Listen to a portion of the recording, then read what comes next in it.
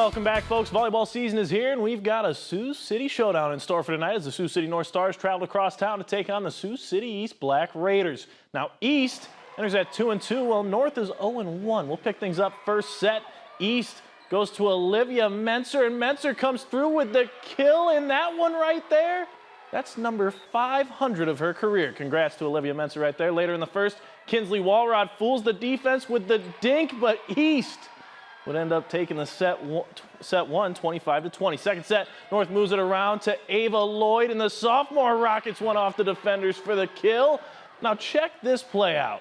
First, you're gonna see Lloyd make a phenomenal play to dig out a kill, but then Ashlyn Drob comes up with a rejection. North recovers, tries again, and drops there again with the stiff block as the Black Raiders win this Sioux City showdown in straight sets.